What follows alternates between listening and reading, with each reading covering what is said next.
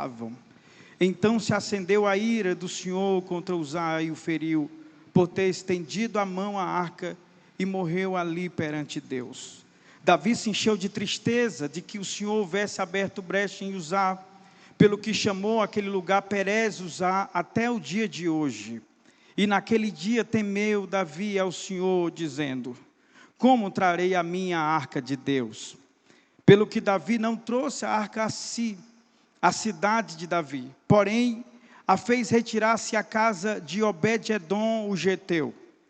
Assim ficou a arca de Deus com a família de Obed-edom 3 meses em sua casa.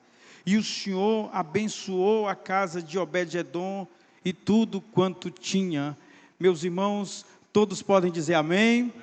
Podem sentar, por favor, senhores, pastores, meus queridos companheiros. Essa é uma tarde de alegria, participar dessa escola bíblica, é onde pertencemos, e vejo tantos rostos dos senhores pastores, que conhecemos já de tanto tempo, desde o tempo que ainda morávamos no interior, e eu, durante o dia hoje, pensando nisso, me veio também aqueles rostos que por tanto tempo pertenceram a essa plenária, e que não estão conosco, mas que tem grande importância na minha vida pessoal, e eu sei que na vida de muitos pastores. Eu estou falando de pastor Manuel Paulino Neto, estou falando do pastor Benícius Reinaldo, estou falando do pastor José Onilton Santiago. Foram pastores que pastorearam minha casa, minha família, e tenho grande saudade e respeito pela memória, pela história desses pastores. Pastor Joãozito, que Deus abençoe todos os senhores aqui presentes. Eu quero registrar com alegria o prazer de reencontrar o pastor Antônio Pinheiro Damasceno. E eu devo dizer isso, pastor Pinheiro, com muita alegria e honra, porque o pastor Pinheiro foi o servo de Deus que me encaminhou ao ministério da igreja. Eu ainda, um adolescente, muito novo, confiou a presidência da mocidade de Itapipoca, e confiou, meus irmãos, os primeiros passos, e eu quero honrar a Deus pela sua vida, pastor Pinheiro. Estava também pela manhã aqui, pastor Aniceto Braga, foi quem me separou ao diaconato.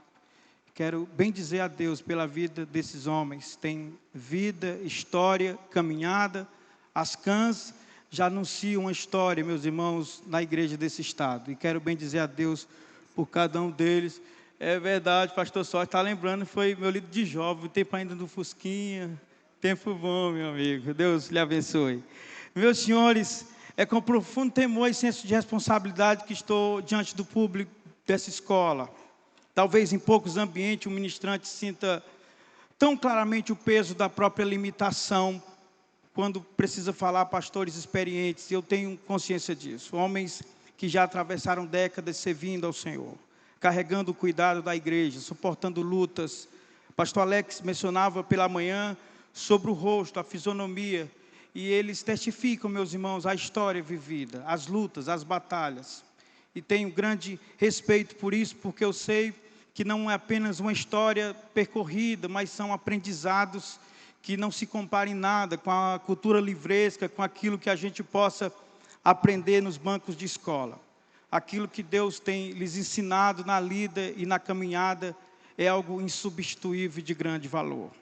Esse peso, ele é também maior porque estou com o honroso encargo de representar o meu pastor, um homem cuja vida ministerial e compromisso com as Escrituras inspiram a muitos de nós. Um mestre da palavra, e nós oramos pela sua breve recuperação, e assim será, em nome de Jesus. O tema escolhido para essa escola bíblica, senhores pastores, é de grande relevância para os nossos dias. Uma das verdades mais profundas das Escrituras é que Deus decidiu confiar coisas preciosas a mãos de homens falíveis, mortais, limitados. Desde o princípio, a relação entre Deus e a humanidade é marcada pela mordomia. Deus é o dono, o homem é o administrador. Nada pertence verdadeiramente a nós. Nosso tempo pertence a Deus. Pastor João pregou ontem à noite e lembrou toda essa multidimensionalidade do tema da mordomia, porque é um tema amplo. Estamos falando do tempo, dos dons, dos recursos. da nossa influência, da nossa família, do nosso ministério. O mordomo vive consciente de que recebeu algo que não lhe pertence. E mais sério ainda, um dia haverá de prestar conta ao Deus que é Senhor de tudo. Mas existe uma dimensão mais séria, mais profunda, mais solene na mordomia. Quando o pastor Antônio José indicou que eu iria ministrar uma das ministrações dessa escola, pedi ao Senhor uma palavra e veio a mim essa palavra sobre a mordomia do sagrado. É sobre isso que eu gostaria de ministrar nessa tarde, a mordomia do sagrado. Porque aqui reside, sem dúvida, meus irmãos, a dimensão mais cara e mais preciosa de todos os bens que Deus poderia confiar a um homem, a um simples homem mortal. Porque há uma diferença, meus irmãos, entre administrar bens materiais e administrar aquilo que Deus separou para a sua glória. O obreiro não administra apenas estruturas, essa é a realidade nossa, dos pastores da igreja. Ele lida com almas, ele lida com a palavra, ele lida com o culto, ele lida com o discipulado, com o cuidado pastoral, com a própria igreja, a igreja de Jesus. A igreja comprada pelo sangue do Cordeiro, como foi também expressa ontem. Por isso que Paulo, ele é muito assertivo, meus irmãos, e muito rigoroso quanto a essa compreensão. E ele elenca nas suas epístolas, meus irmãos, uma cadeia de nomenclaturas para falar desse tipo de trabalho. Ele chama de lavoura, ele chama de edifício, ele chama de corpo. Paulo, ao se referir aos trabalhadores do Evangelho, como diz o nosso hino 409, ele nos chama de dispenseiros, e ele diz isso na sua primeira epístola, no capítulo 4, versículo 1, que os homens nos considerem como ministros de Cristo e dispenseiros do ministério de Deus. Pedro nos chama de dispenseiros da graça, para falar, meus irmãos, da seriedade, da sacralidade. A palavra dispenseiro é linguagem de mordomia, fala exatamente de mordomia. Paulo fala do ministério da nova aliança, Paulo fala do ministério da reconciliação, e na sua segunda epístola aos Coríntios, no capítulo 4, ele fala que esse ministério recebido foi simples e exclusivamente pela misericórdia de Deus. E pensando nisso, Paulo enxerga que nesta verdade há um ponto de encorajamento, de ânimo, de fervor, de força espiritual. É isso que ele diz, pelo que tendo esse ministério, pela misericórdia de Deus, não desfalecemos. E não desfalecemos porque o ministério não é nosso, ele é de Deus. E Deus não apenas nos confia, mas também trata, meus irmãos, de sustentá-lo, de patrociná-lo, de cuidá-lo e de nos levar em segurança enquanto estamos servindo fielmente a Ele como bons dispenseiros. É exatamente, meus irmãos, por isso que o ministério é algo extremamente sério, porque toda mordomia exige responsabilidade. A mordomia do sagrado é maior, meus irmãos, porque ela exige reverência. Na Bíblia, sempre que o homem perdeu a capacidade de distinguir o santo do comum, o resultado foi tragédia espiritual para ele e para tudo à sua volta. O texto lido nesta tarde, como base dessa reflexão, fala de 3 aspectos da mordomia. Eu consigo ver 3 imagens da mordomia nesse texto que li. E aqui está diante de nós um momento marcante na história de Israel. Davi deseja trazer a arca para Jerusalém, ele já está estabelecido, o reino unificado, e ele tem um sonho de trazer a arca que por muitos anos, o texto de Samuel dá conta que por 20 anos esta arca estava em Quiriate Jearim, na casa de um homem chamado Abinadab. Passou todo aquele período de Samuel, passou o reinado de Saul, ninguém tomou a iniciativa. Davi quer trazê-la. Davi está ansioso para trazê-la. Ele tem um sonho. E esse sonho também é de todo o povo. Se traria, meus irmãos, esta arca, e ela certamente se traduziria numa festa de grande júbilo para o povo de Deus. O texto fala de como essa foi uma proposta colocada que não há ressalvas. Não há ninguém que não concorde, desde os capitães, os principais, as tribos, todo o povo, todo de comum acordo entendeu que aquela era a vontade de Deus para o povo de Israel. Davi mobiliza um grande empreendimento para trazer esta arca. E aquilo que deveria e poderia ser um grande dia de festa e de alegria, se tornaria um dia de grande tristeza para Davi, de grande tristeza para o todo o povo. Seria um dia de grande pavor para todo o povo, porque eles estariam, meus irmãos, como nunca estiveram, diante e sentindo diante dos seus olhos o peso da glória e da santidade de Deus. É tão impressionante olhar para essa história, porque existe uma verdade que atravessa todas as Escrituras. Que verdade é essa? Não basta fazer a obra de Deus, é preciso fazê-la segundo a vontade de Deus. O Deus que confia o ministério, Ele também estabelece os termos pelos quais o ministério deve ser exercido, meus irmãos. Não temos a liberdade de fazer a nossa maneira. Por isso que eu quero olhar esses três personagens e ver três imagens da mordomia do ministro e do obreiro que estão presentes aqui nesse texto que nós lemos. E a primeira imagem está presente na vida e na forma que o próprio rei Davi trata o sonho e o desejo de trazer a arca. Perceba que é mordomia do sagrado, porque o objeto sagrado é a arca. E cada um desses personagens lida com esta arca, interagem com esta arca, de alguma forma administram esta arca. E é como cada um lida com ela, se torna modelo, referência, ao meu ver, um quadro nítido de como não deve ser a mordomia, ou de como deve ser a mordomia.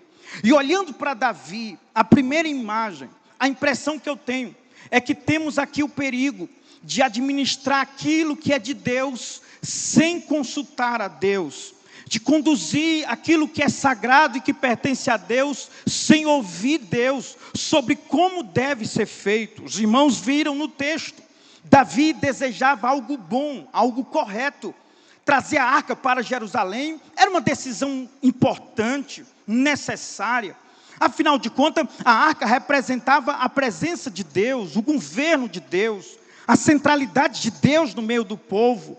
O problema nunca foi o desejo de Davi. O problema foi a maneira como Davi executa esse desejo. E aqui está, meus irmãos, o ponto da queda, o ponto do deslize.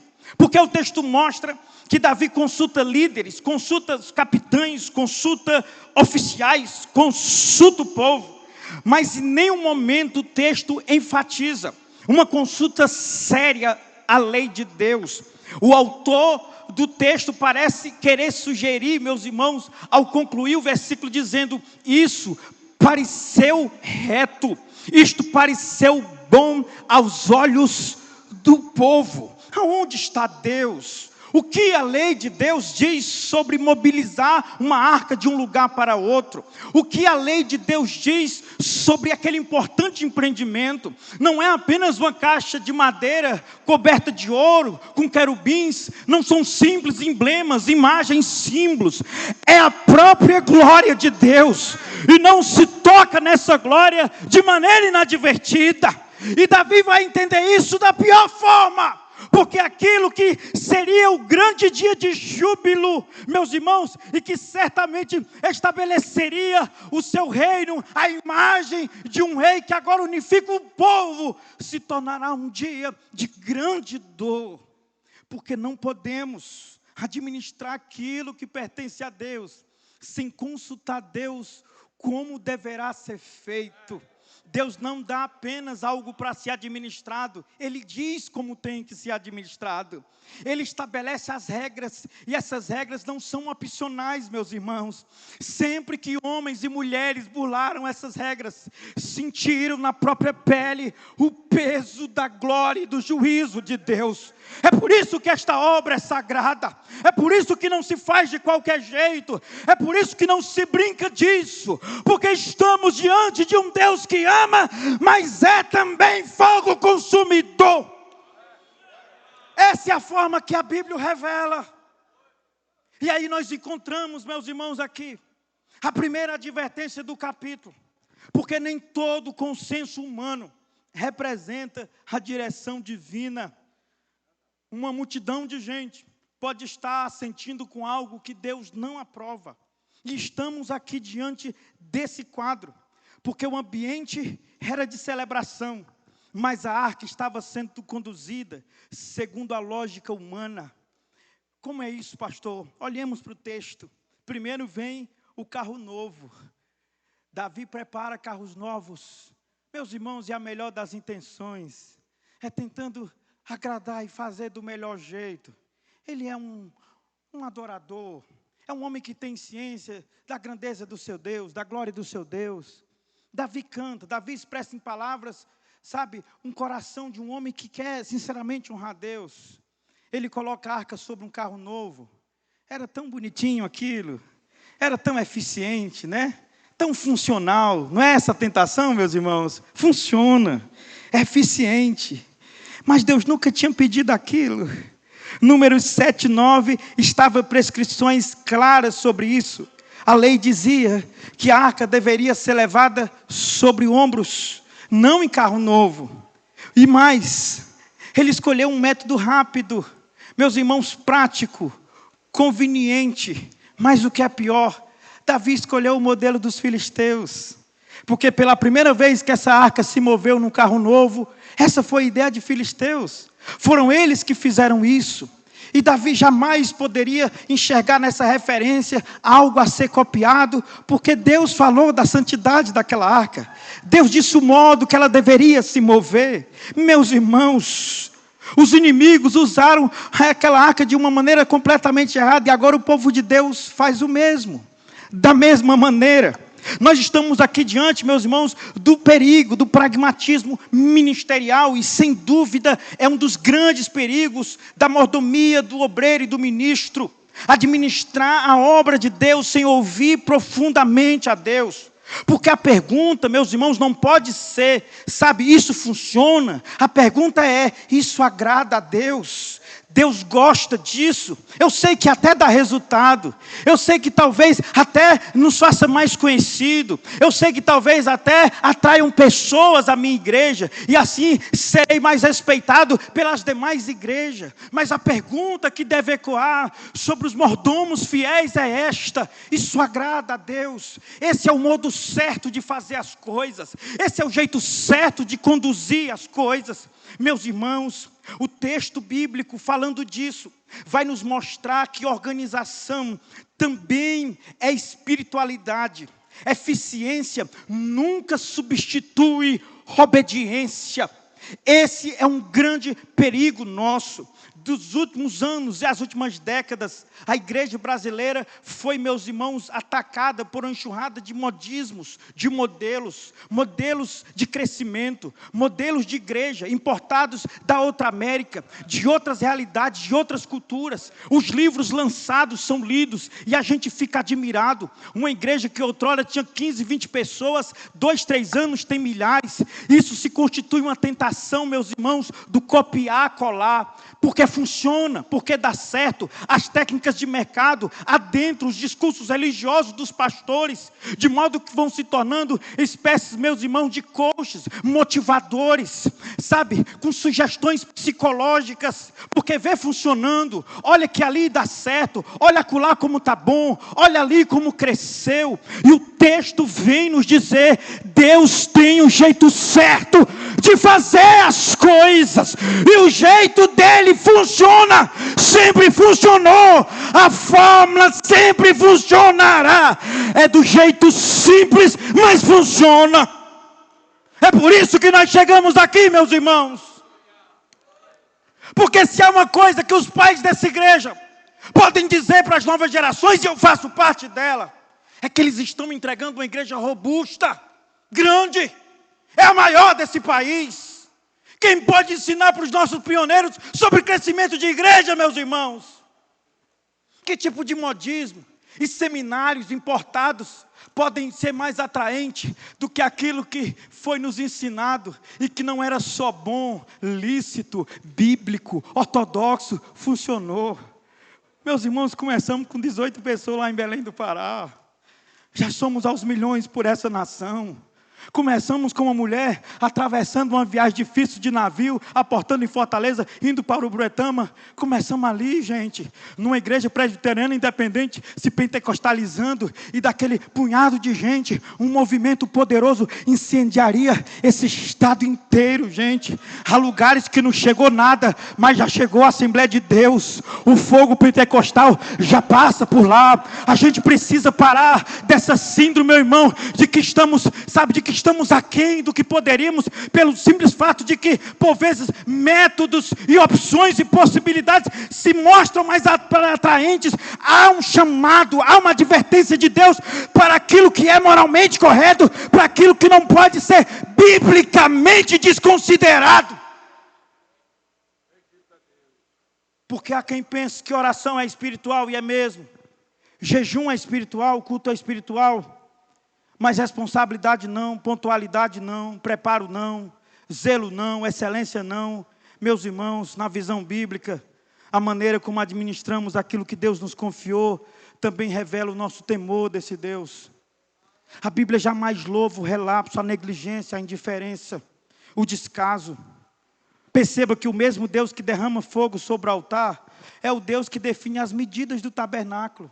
É curioso, sempre que eu leio o Pentateuco, eu sou deparado com esses detalhes, e fico dizendo, mas por que Deus é tão minucioso? Por que Ele é tão detalhista?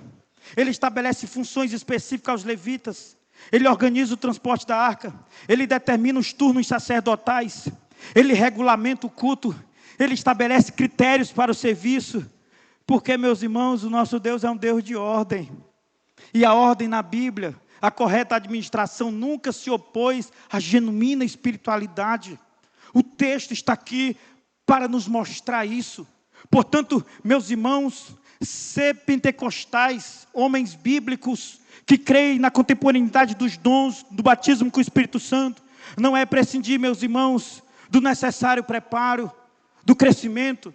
O que é tudo isso que esta diretoria dessa convenção está fazendo, se não investir para que haja crescimento contínuo, meus irmãos, crescimento contínuo, porque se algo que nós sabemos, e eu tenho visto isso com muita admiração no contexto de Fortaleza, nas nossas escolas de obreiros, nas nossas escolas de lideranças, os pastores, de cães, homens de história, pastores de 40 anos pastoreando, estão lá, sentados, ouvindo, aprendendo, porque sabe que há uma fonte inesgotável em Deus. E sentar para ouvir Deus, para crescer, para aprender de Deus, é algo que Deus requer dos bons e dos fiéis mordomos. Porque esta palavra que nos guia, meus irmãos, ela é a referência para tudo o que fazemos. Pastor Alex, de maneira correta, falou isso pela manhã. Aqui há respostas, há um caminho, meus irmãos, há uma fórmula que explica, que orienta e que determina o modo certo de exercer essa mordomia do sagrado. O problema é que às vezes trocamos a palavra pelos livros, os manuais, oferecendo fórmulas prontas, ingredientes enlatados. E agora, meus irmãos, no tempo da internet, da IA, facilita mais ainda. A pessoa vai lá na inteligência artificial, coloca o tema, faz lá um pequeno prompt, sai o sermão prontinho, já no ponto para ser pregado.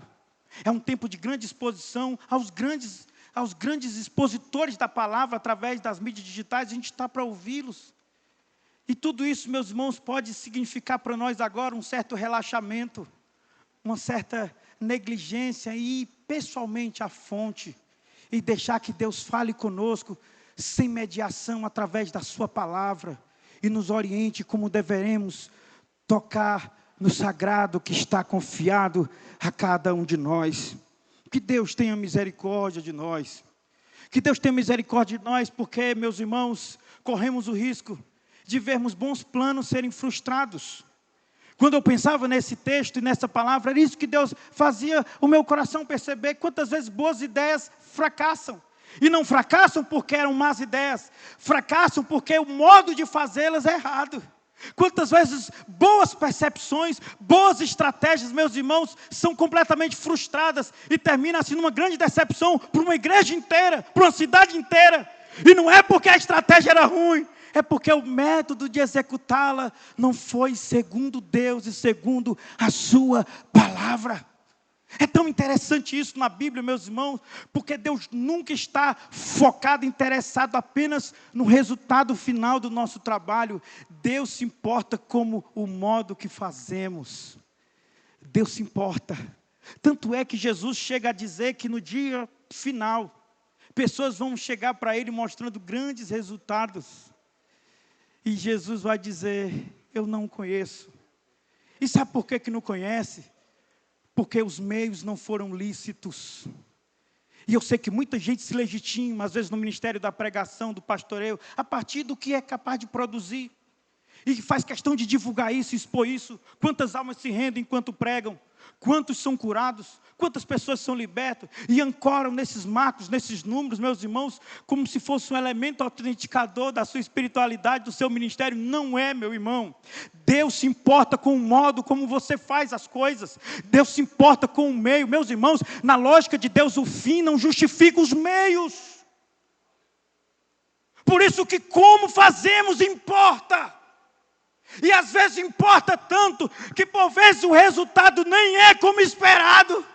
Porque depois de anos, a gente vai descobrir que não tem algo pomposo para mostrar, mas tem um coração que se manteve fiel à palavra de Deus. E Deus vai honrá-lo pela sua fidelidade. Nós conhecemos homens na Bíblia, meus irmãos, que do ponto de vista humano seriam descritos e percebidos como pregadores de insucesso. Quem foi Jeremias, gente? Quantos se converteram ouvindo Jeremias pregar?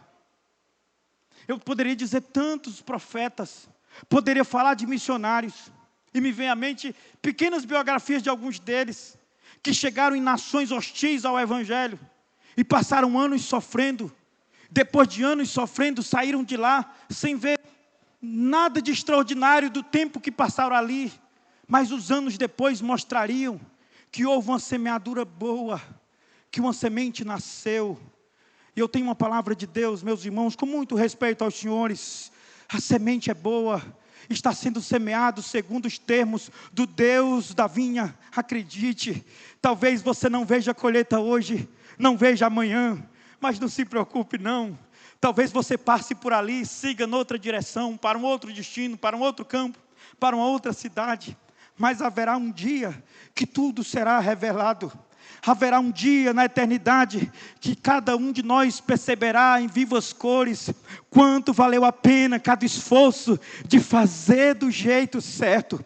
Porque eu sei que pessoas sofrem por fazer do jeito certo. Eu sei que pessoas são discriminadas por fazer do jeito certo. Eu sei que pessoas são reprovadas por fazer do jeito certo. Mas continue fazendo do jeito certo. Deus honrará a tua história. Deus honrará teu ministério. Quantos recebem esta palavra esta tarde e pode adorar o nome de Jesus?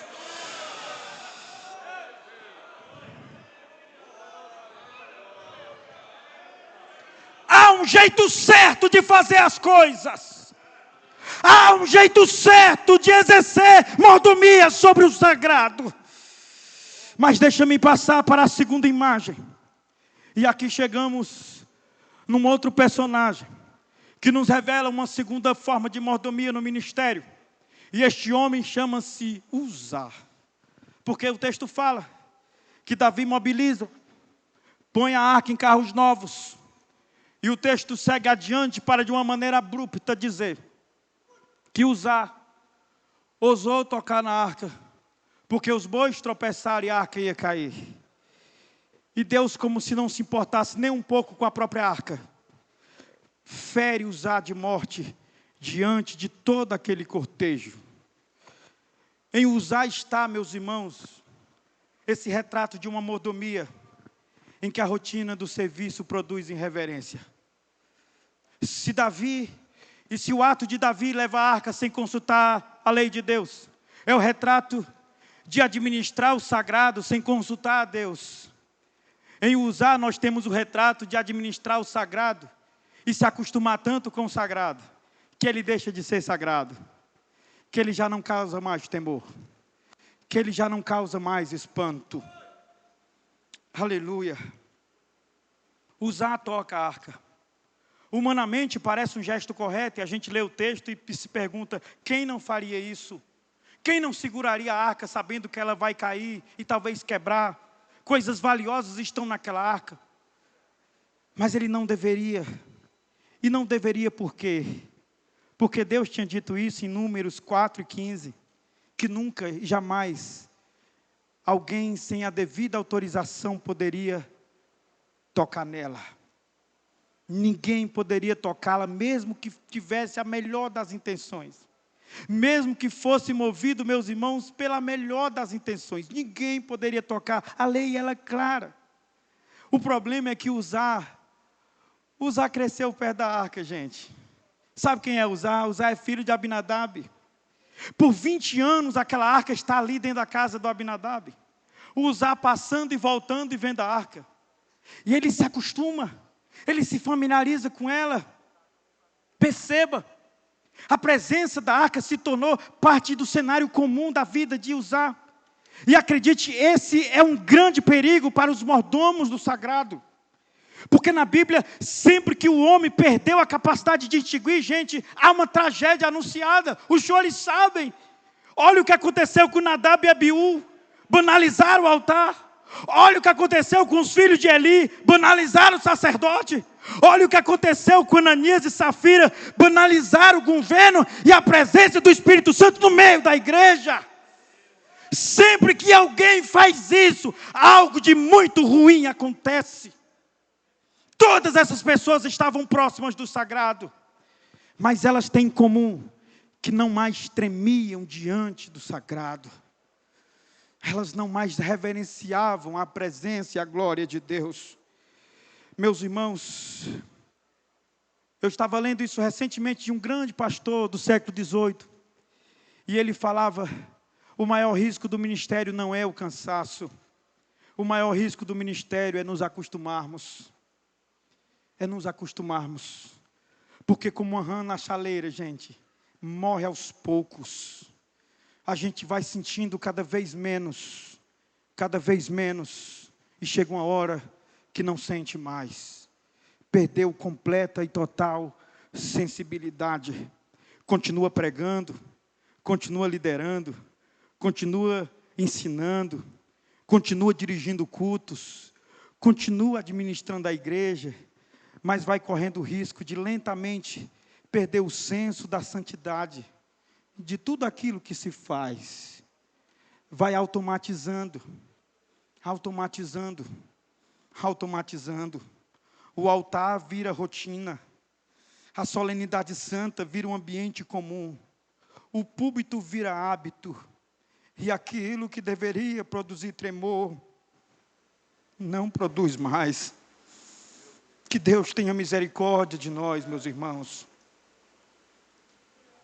Porque as grandes tragédias do cristianismo ao longo dos anos, sempre foi em primeiro momento a tragédia das lideranças da igreja. E a tragédia, meus irmãos, nunca é uma queda abrupta. A igreja, em lugares distantes do mundo, em diferentes épocas, nunca morreu por causa de um escândalo aqui e ali, uma queda ali e acolá. A igreja morre.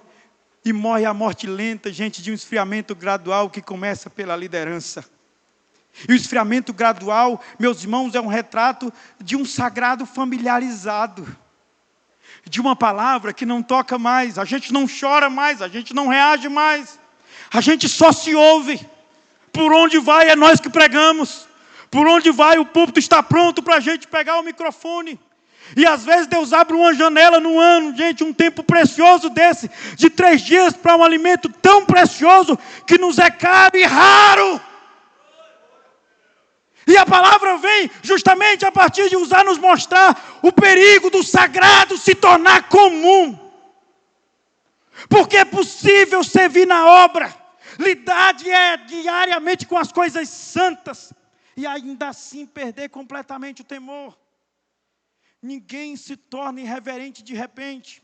Primeiro endurece lentamente, perde a devoção secreta, perde o assombro, perde a sensibilidade espiritual.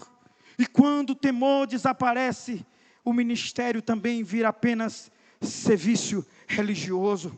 Eu estava pensando nessa imagem, meus irmãos, e me perguntando, sobre o rosto moderno deste quadro, a imagem moderna deste quadro. Porque existem, referências contemporâneas desse mesmo ato. Hoje ninguém toca literalmente a arca. Esse objeto sagrado se perdeu há anos e nunca foi encontrado. Embora que os documentários inventem coisas e outras, nunca foi achada a arca. Mas quando é que nós tocamos irreverente nas coisas de Deus? Quando nós somos tragados pela mecanização, meus irmãos. Quando tudo parece se torna mera técnica, desempenho, performance. Porque às vezes com as palavras certas dá para mexer. Dá para gerar, meus irmãos, um impacto em quem está ouvindo. Isso bons livros de técnicas ensinam. Mas eu não estou falando de técnicas humanas. Eu estou falando de um trabalho sagrado, meus irmãos, de ser embaixador de Deus, de falar em nome de Deus, de ser profeta de Deus para este tempo. E eu sei que Deus tem esse chamado e esta é a vocação que Ele tem confirmado para cada um dos senhores. Esse é o sagrado que nós tocamos. Esta palavra, meus irmãos, tão familiar a nós, que está por vezes por todos os lados da nossa casa, não é um simples livro, pelo amor de Deus. Deus continua falando e a gente precisa, meus irmãos, estar pronto e disponível para este espanto com algo que Deus faz a gente ver, depois de olhar 1000 vezes o mesmo texto. E depois de totalmente familiarizado com uma passagem, a gente ainda consegue olhar outra vez. E abre-se algo diante de nós, meus irmãos, jamais visto. Uma lágrima desce. A presença de Deus nos visita. Oh, meu Deus.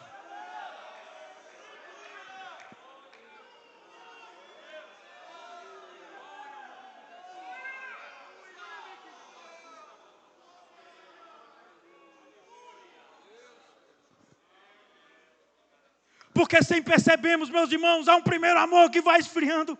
É tão interessante que a carta que Jesus manda João entregar a Éfeso fala coisas admiráveis que todos nós precisamos guardar com toda a força. Uma igreja fiel, uma igreja ordeira, uma igreja discipuladora, uma igreja que resiste aos falsos mestres, uma igreja que não deixa infiltrar o engano dos falsos mestres, mas uma igreja que falhou numa coisa só, e isso será capaz de matá-la. Porque não importa o que você tenha, se o amor está esfriando, se a paixão está diminuindo, se o encanto, aquele romantismo bom, aquela infância espiritual, meus irmãos, que não se trata de imaturidade, se trata da capacidade de se admirar com as coisas simples de Deus. Com um testemunho simples da irmã Maria no culto, falando de como Deus a visitou em casa enquanto lavava roupa. Eu estou falando, meus irmãos, das coisas simples da vida, do Evangelho, que nos toca, que nos interpela, que nos encontra na jornada, e que mesmo tendo visto 1000 vezes, ainda a gente se pega chorando de joelho, admirado, espantado, adorando, glorificando. É esse encanto que não pode morrer. Quantos podem adorar o nome de Jesus?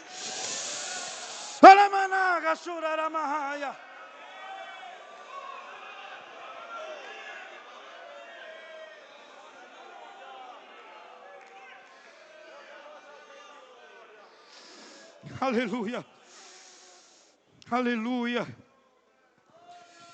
aleluia. Que Deus nos guarde, meus irmãos, de um dia o nosso ministério está reduzido a técnicas de motivações. Que Deus nos guarde do nosso ministério está reduzido a coquetes, meus irmãos, de livros de administração de empresa. Que Deus nos guarde, meus irmãos, do nosso ministério. A nossa mensagem está agora, meus irmãos, encapsulada por mensagens, meus irmãos, que até acalentam e inflam o ego de crente carnal, mas que não provoca mais confronto verdadeiro, que chama ao arrependimento e à santidade. Mas para que isso aconteça, nós precisamos ser tocados primeiro. Precisa chegar em nós primeiro.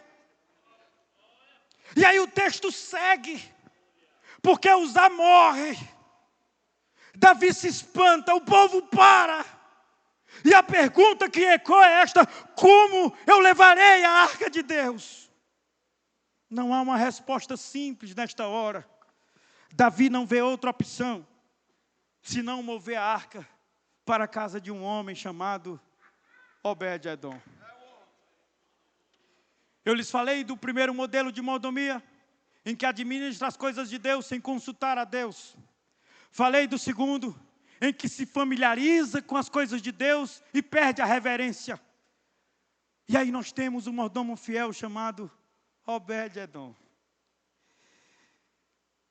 A arca chega na sua casa. E aí o texto muda completamente a atmosfera. Porque a mesma presença que trouxe juízo, morte, agora produz bênção. Porque a presença nunca foi o problema. O problema sempre foi a postura do homem diante dessa presença. A arca. E aí quando eu olho para a casa de Obed-edom, isso daria a mensagem toda.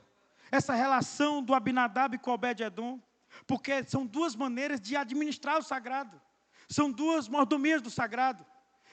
Se Abinadab recebe a arca, e o texto fala, os irmãos conhecem a história, Abinadab recebe a arca daquele episódio dos filhos de Eli, o texto de Samuel trata, levar a arca para a guerra achando que era uma espécie de amuleto sagrado e portanto a simples presença da arca os faria vitoriosos. Deus os entrega às mãos dos filisteus, a arca é levada, Deus fere os filisteus mandam a arca de volta e a arca vem parar na casa de Abinadab.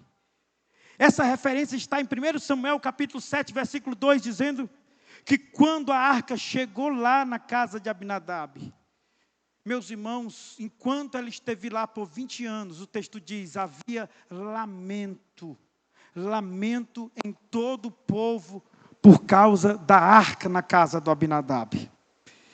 Olha como é diferente essa arca na casa do Obed-edom.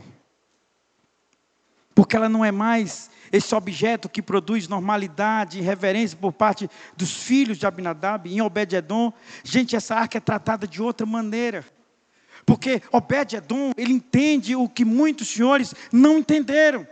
A presença de Deus não é um peso, não é um fardo.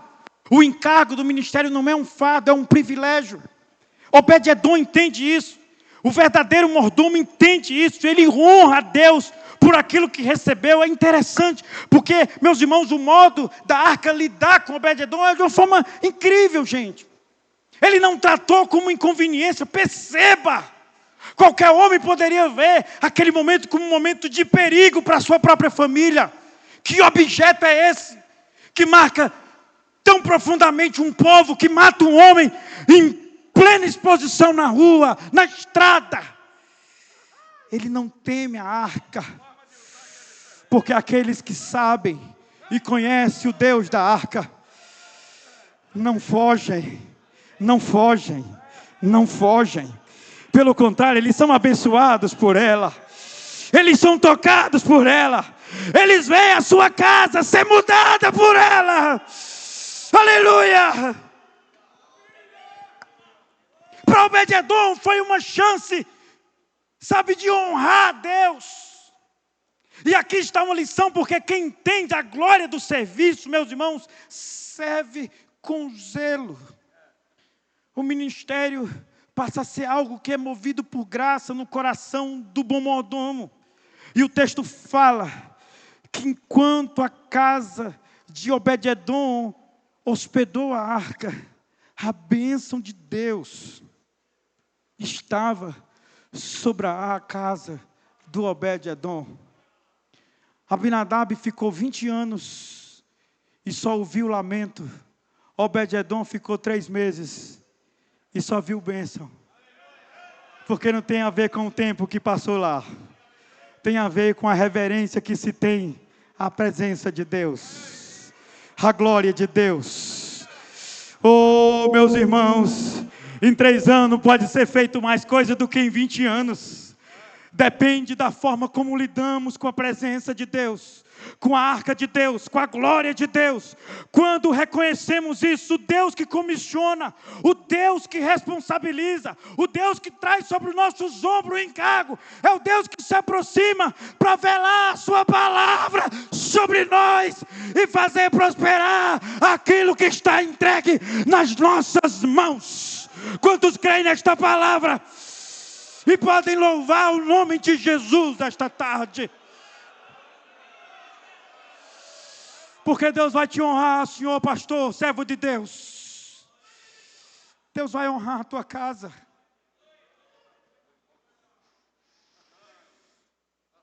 Talvez alguém olhou e disse: você está doido? Aceitar isto? Ir para esse lugar? Obedecer desse jeito, sem pedir nada? O senhor foi. É assim que o senhor tem sido. O senhor foi. Era de risco. Era melhor o lugar que estava antes do que agora. Mas o senhor foi. O pastor pediu para ir. Essa é a sua escola. Foi assim que o senhor aprendeu. O senhor foi e disse: Deus, eu estou indo. Eu estou indo porque eu confio em ti. E Deus te diz nesta tarde, servo de Deus, Ele vai honrar a tua fé, sua obediência. A arca de Deus na sua casa será conhecida por todos. Todos saberão a bênção de Deus na tua casa, na casa do Obed-Edom. Porque a glória de Deus está lá. Porque a presença de Deus está lá. Nós não somos donos da arca. Nós somos apenas guardiões da arca. A igreja pertence a Cristo. As ovelhas pertencem a Cristo. O ministério pertence a Cristo. Somos apenas mordomos. Mordomos. Estamos apenas cuidando. Alamana, gachura, alamahaya.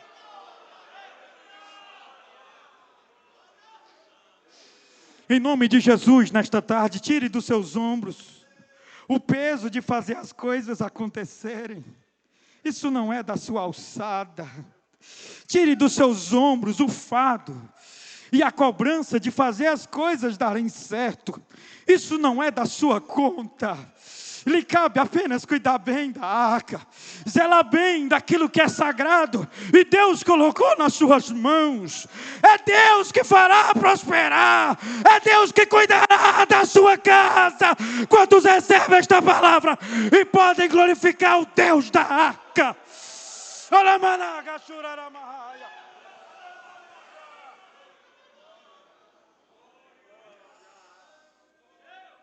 Eu estou terminando esta palavra. Os músicos, por favor, cheguem, meus irmãos, amigos.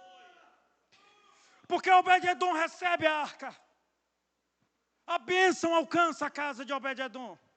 Esta é uma forma boa e correta de exercer mordomia sobre o sagrado. E aqui nós temos, meus irmãos, companheiros pastores, o resultado da mordomia fiel.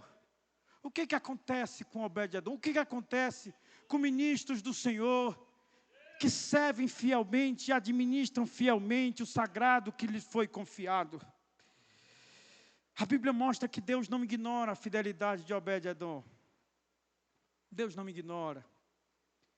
Deus chega onde você menos imagina. Porque tem aquele lugar que é tão distante, que você para um dia em casa e diz: meu Deus, como é que eu parei aqui? Aqui nem Deus passa, Ele vai lá. Ele chega lá. Ele já chegou lá. É porque o que Ele está fazendo o Senhor ainda não foi capaz de ver.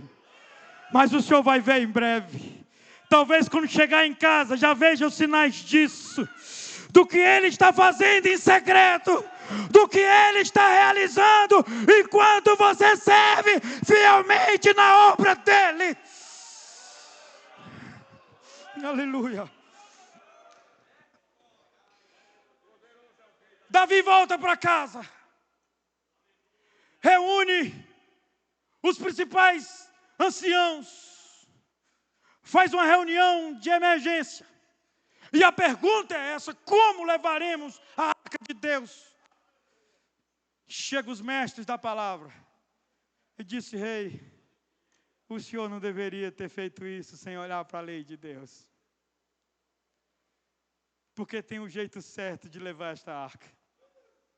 Tem que ser levita, coatitas, tem que levar nos ombros. É desse jeito, rei. Davi mobiliza, esquece os carros, porque carro novo não resolve essa hora. Vai levar nos ombros. Chega Davi na casa do Obed-edom. Os levitas entram na casa, retira a arca. Quando vão levando, Davi olha para Obed-edom e aí vem a primeira recompensa. O Senhor vai conosco agora. O Senhor será guardião desta arca agora. Porque se Deus fez com o Senhor o que fez em 3 meses, quanto mais o fará ainda. Eu estou falando de um homem que não está na rota. Eu estou falando de um improvável. Eu estou falando de um que não foi esquecido, não, porque nem sequer foi lembrado. Obed não existe nessa trajetória, meus irmãos. Ele aparece como talvez eu e você aparecemos, assim do nada. Que todo mundo olha e diz: de onde surgiu Jesus? Que cara é essa? Que nome é esse? Mas acredite, acredite, acredite, acredite. Se Deus comprovou a bênção sobre ti, será reconhecido por tudo e todos. Aleluia, Jesus. Fará parte do cortejo agora. Chama o Obed-edom. Diga a ele que ele será parte disso agora. Ele vai conosco. A casa toda foi abençoada. Os filhos, esposa, todos. Aquilo que hoje é motivo de preocupação, inquietação, não será. Porque a bênção da sua fidelidade alcança os filhos. Alcança os filhos dos filhos. Aleluia. Alcança as gerações da tua família. Deus velará por ti, Deus velará da tua memória. A Bíblia fala disso, senhores pastores, pastor João, a Bíblia fala disso. Os anos passam, pastor João leu isso ontem, e essa é a história de Êxodo, meus irmãos. Os filhos de Israel sofrendo 400 anos de penúria e escravidão. E o texto diz que quando Deus olha para o seu povo, sabe de quem Deus lembra? Deus lembra do velho Abraão. Meus irmãos, haverão dias que não estaremos mais aqui, mas terão bênçãos que chegarão nos nossos filhos, nos filhos dos nossos filhos, e que chegarão por amor a ti, por amor à sua história, por amor à memória da sua jornada. Deus se lembrará de ti. Deus se lembrará de orações feitas que você nem estará mais aqui. Aleluia. Mas que estão diante de Deus, e Ele se lembrará, e Ele responderá, e Ele trará coisas sobre os céus por amor a ti, por amor à tua história, por honrar a tua fidelidade. Não tenha medo. Não tenha medo pelos seus. Eu estou terminando. Eles chegam no ponto em que a arca agora ancoraria. O lugar sagrado está montado. Mas ali precisa de alguém para guardá-la. Diga aí quem é o guardião. Davi mais uma vez vai em Obed-edom. Obed, tem um negócio assim que dá certo entre o Senhor e essa arca. Porque isso aqui não foi coisa boa para muita gente, mas para o senhor dá certo. Então o senhor vai virar porteiro desse lugar. Ninguém acessa essa arca sem passar por ti. Aleluia. Glória a Deus. E tem mais. Chame os seus filhos, porque eles também terão o mesmo encargo. Tua casa será de guardiões da arca. Deus poderoso, aleluia. Oh, haramancho deviase. Aleluia. Deus. Eu sinto a glória de Deus nesta casa. Levante sua mão para adorar o nome de Jesus. Aleluia.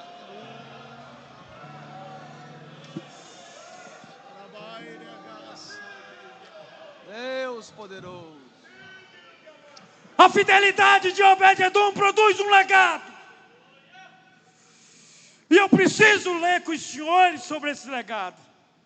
Vamos abrir 1 Crônicas, capítulo 26, do versículo 4 ao versículo 8.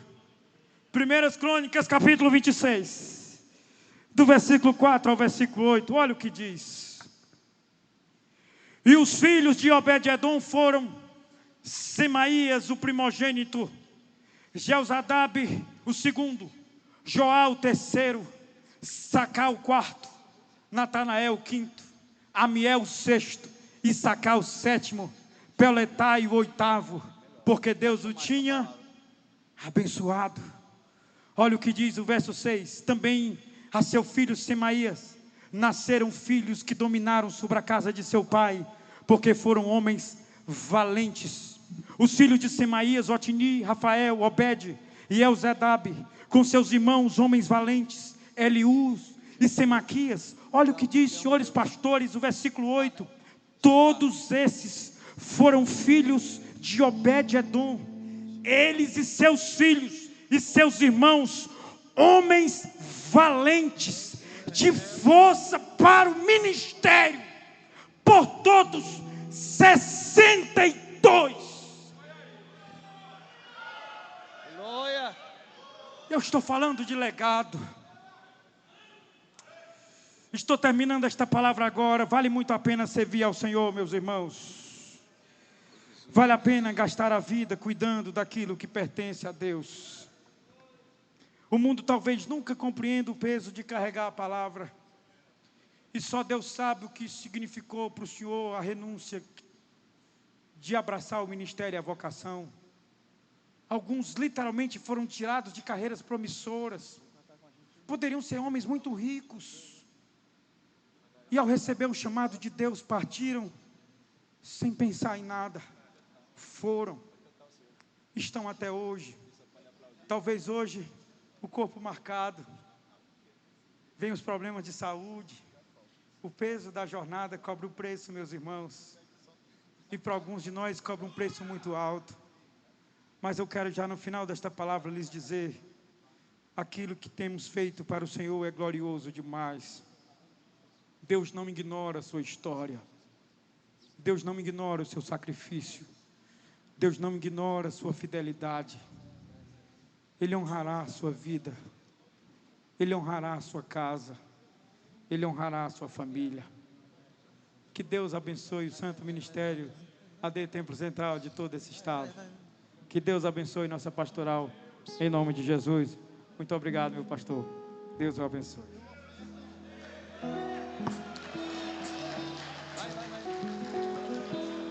Te amo, Deus, tua graça nunca falha. Todos os dias eu estou em tuas mãos. Desde quando me levanto até eu me deitar, eu cantarei a bondade de Deus. Cantemos. És fiel em todo tempo,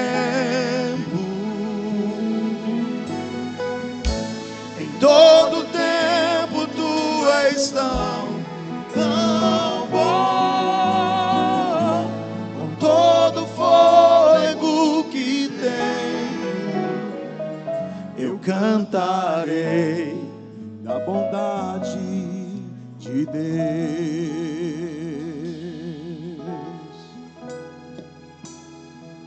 Tua doce voz que me guia em meio ao fogo, na escuridão, tua presença me conforta. Sei que és meu Pai, que amigo és, eu vivo da bondade de Deus. És fiel em todo tempo, em todo tempo tu és tão bom, com todo o fôlego que tenho, eu cantarei da bondade de Deus. Tua bondade me seguirá, Senhor. Tua bondade me seguirá, Senhor. Eu me rendo a ti, te dou o meu ser, entrego tudo a ti. Tua bondade me seguirá, Senhor. És fiel em todo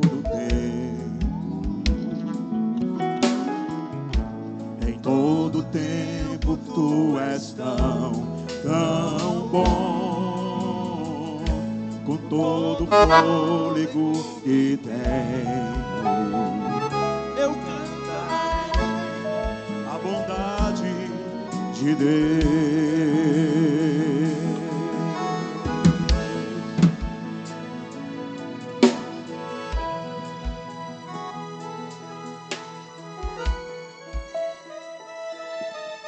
Amém.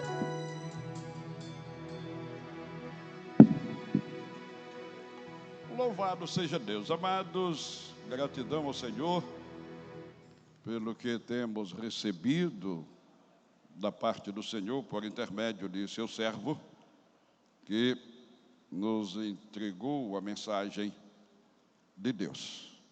Nós vamos agora continuar pensando na palavra de Deus. Vamos para a segunda mensagem da tarde e teremos a terceira. Pastor Genival Bento daqui a pouquinho já vai estar conosco, e a terceira e última mensagem desta tarde será ministrada por ele, e à noite também. Vamos abrir a Bíblia Sagrada, vamos ler no capítulo 5 do Evangelho conforme Mateus, versos 14, 15 e também o 16. Evangelho conforme Mateus, capítulo 5, versos 14, 15 e 16. Vós sois a luz do mundo. Não se pode esconder uma cidade construída sobre um monte. Ninguém acende uma lamparina para colocá-la debaixo de um cesto. Pelo contrário, ela é colocada no lugar próprio para que ilumine a todos os que estão na casa. Assim também, a luz de vocês deve brilhar para que os outros vejam as coisas boas que vocês fazem e louvem o Pai de vocês que está no céu. Amados, nós vamos meditar na palavra que temos lido. Antes, porém, eu quero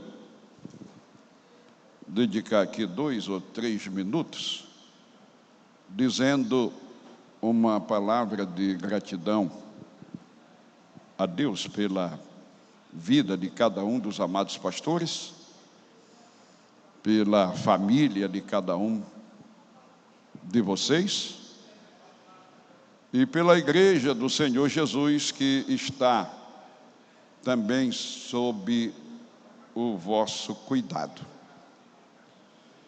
Eu continuo, não somente eu, mas também todos os nossos diretores, fazendo um trabalho de participação em todos os nossos campos, celebrando aniversários dos pastores, dos templos, ministrando consagrações, enfim, participando ativamente da vida da Igreja do Senhor Jesus em nosso estado. A minha média anual é de 70 mil quilômetros rodados. 70 mil quilômetros. E assim, com a bênção de Deus, nós temos estado em muitos lugares. E minha gratidão é porque, primeiro, Deus tem nos guardado, Deus tem nos dado proteção, livramentos, de modo que temos ido e voltado em paz. Também nossa gratidão pelo modo como somos recebidos pelos amados pastores, que sempre nos acolhem com o melhor da hospitalidade, o melhor da fraternidade, e nos oferecem o melhor das refeições, e às vezes até ainda nos agraciam com parte destas bênçãos para trazer para casa. As famílias têm nos acolhido bem assim. As igrejas, através de seus ministérios, seus departamentos, jovens, senhoras, obreiros, crianças, realmente nos sentimos muito bem acolhidos em todos os lugares por onde temos andado. Então, nossa gratidão. E quero registrar pontualmente um fato. Eu estava na igreja em Sobral, participando de uma festa lá com nosso amado Josué Mendonça. E aquela noite foi uma noite de uma grande festa, e o pregador pregou, entregou a mensagem completa que Deus tinha mandado, né? De modo que nós saímos do templo ali, eu saí do altar mais de 10 da noite. E quando eu cheguei no meio do templo, tinha um casal com uma meninazinha desse tamanho. E a senhora disse: pastor, essa menina quer fazer uma foto com o senhor, porque ela disse que se lembra do senhor na cadeira de rodas. E ela está muito admirada que o senhor está andando aí, e ela quer fazer uma foto com o senhor.